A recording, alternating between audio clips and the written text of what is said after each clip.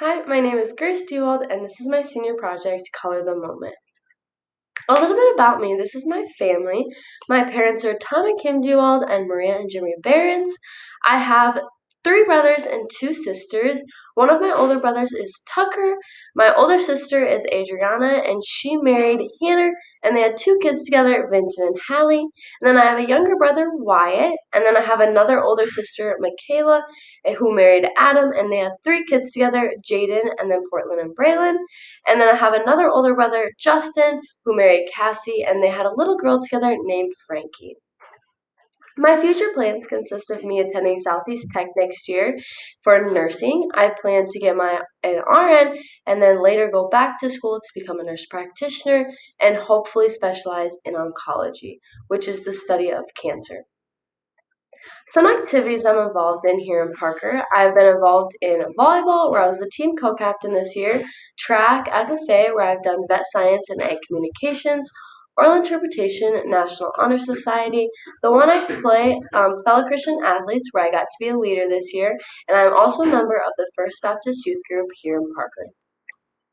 My mentor is Sue Tilburg. She is my brother-in-law's mom, which is how I came to know her. She's an elementary music teacher in Ethan, South Dakota, and she is also a member of Fabulous Moments, which is where I donated my money for my run. And she also loves to run, so I figured that she would be a great person to be my mentor just with all of her experiences in different types of runs. She helped me in a lot of different ways, one being the organization. With her being a member of Fabulous Moments, it just made it a lot more easy to donate my money to them.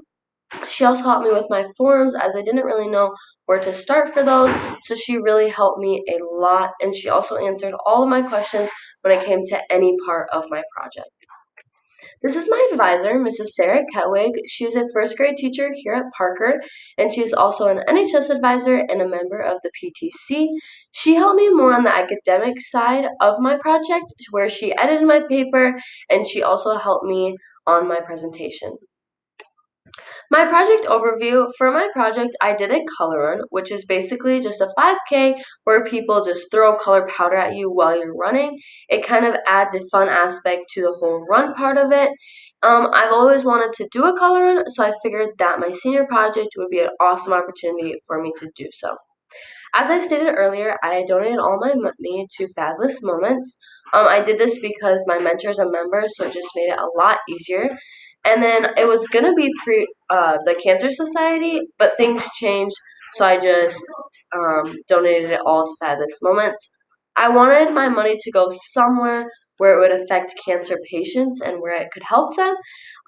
Because of my personal connections, I had a grandfather who passed away last October from pancreatic cancer, and then I also had a grandma, which you can see in the picture, who survived breast cancer, and then I had another grandpa who passed away when I was younger from throat cancer, and then I have an aunt who's going through thyroid cancer right now. So because of those connections, I kind of wanted it to just help people with cancer. My project was a total of 27 hours, and I raised a total of $1,323. For my research paper, I talked about mostly the study of cancer and different aspects of the disease. My thesis statement was due to cancer being an evolving disease, it requires a great amount of research to keep up with this ever changing destruction of lives.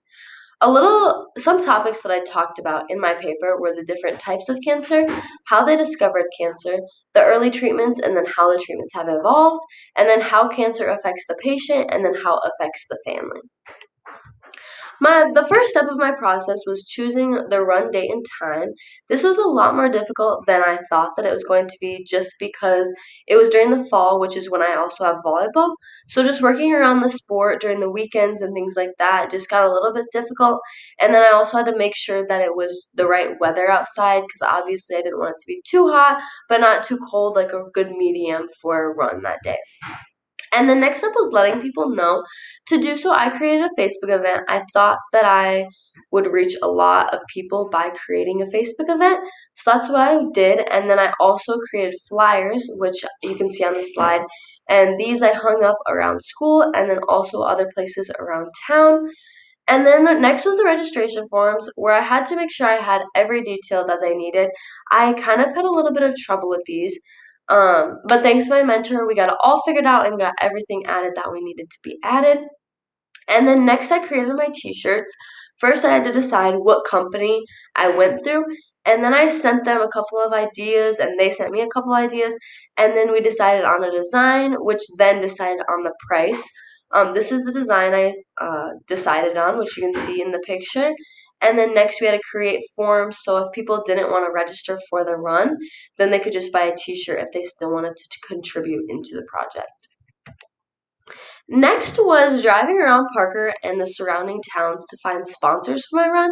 I thought that this was a really important aspect of my run because the more sponsors that I would get, the more money I would have, and then that money would go towards the fees. So then most of the money could go to the organization, which was obviously the whole point of this run. Next, I had to find helpers.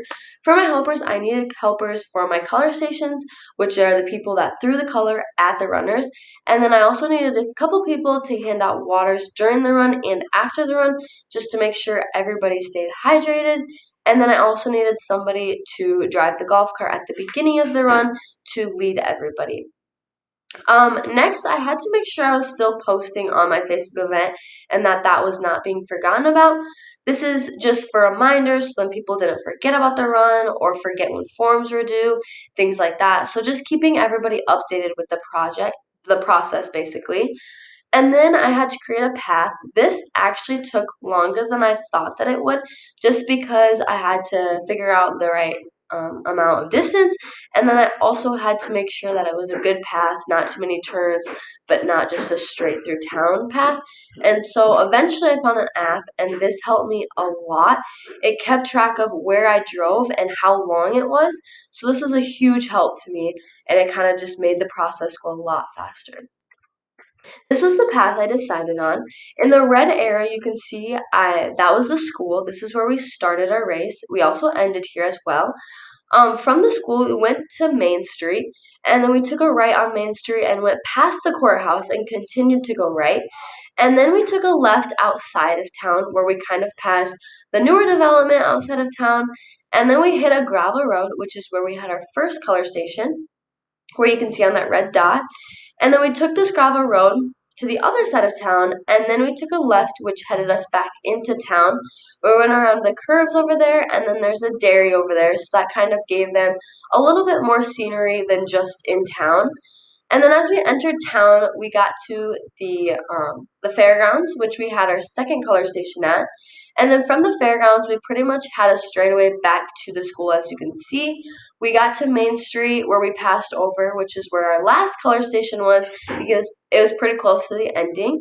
And so we had our last color station there, and then we headed back to the school.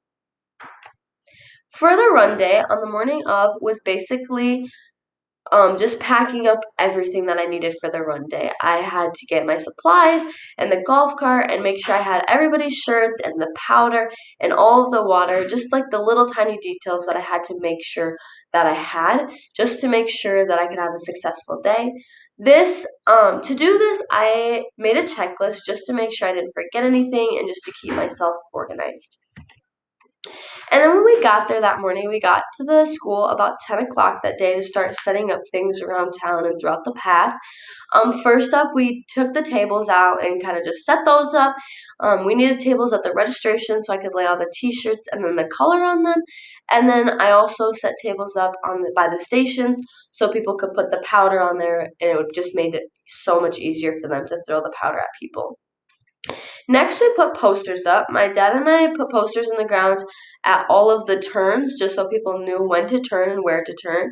And then we also put some throughout the route just for motivation throughout, just reminding them that they're almost done or that they're doing great, things like that. And then we put all the powder where they were needed. It was kind of windy, so we waited towards the end, closer to the run, to put the powder here just to make sure that they didn't blow away. So we put the powder on all of the tables where the color stations were. We had 2 colors of powder at each station. And then next, it was closer to the beginning of the run where we had to get all the helpers where they were needed. My dad kind of just grabbed everybody, put them in the back of his pickup, and just drove them to where they needed to go, which was super helpful. And then next we had to just make sure everybody was getting checked in before the run, just to make sure everybody had their t-shirt and then their little color packet that they got with registration as well. And then when we started the race, we kind of just circled up in a big circle where I told everybody the directions. This consisted of me telling everybody where the turns were, where we would turn, and then to pay attention for the posters. These posters indicated where they would turn. And then I also explained the color stations, what would happen at these, and then where they were as well. Next up, my personal favorite part of the whole day was the powder at the beginning.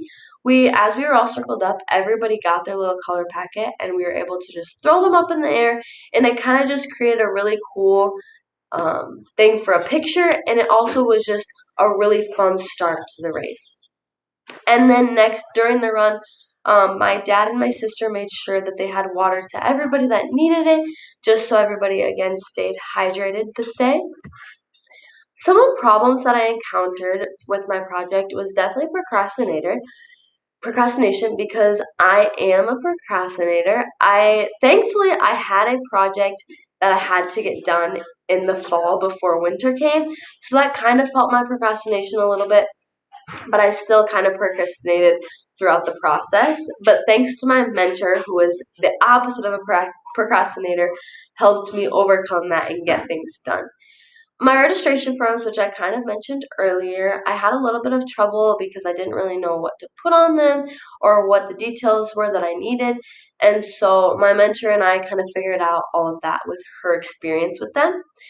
And then a path change. The day of my run, my dad and I actually realized that the run was longer than it needed to be. I thought that a 5K was like 3.3 miles, but it was actually just an even 3 miles.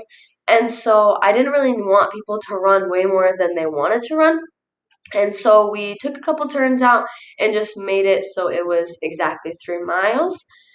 And then helpers being there, I had a couple helpers who showed up late or just didn't show up. And so that was kind of stressful a little bit, but we figured it out and people showed up and we got it all figured out. And then when I was ordering my powder for this run, I ordered the wrong stuff. And so when the bill came, it was a little bit over $500. And this was the completely wrong thing because it should have been a little under $100. And so this was kind of really stressful when I found that out. But thankfully, I got a hold of the company and we got to change the order, so it was really what I needed. And then COVID-19 was a bit of an issue as well because I didn't really know what if I would be able to have this run because of it. And then it also affected me with my organization. Um, at the beginning of my process, I wanted to donate my money to care packages. I wanted to take that money and then create care packages for cancer patients and then be able to go into the hospital and deliver them. However, with COVID, I did not think that the hospitals would let me go in. And so I kind of wanted that personal aspect of giving them those care baskets. So since I wouldn't be able to experience that, I just decided donating the money to an organization would be the best idea.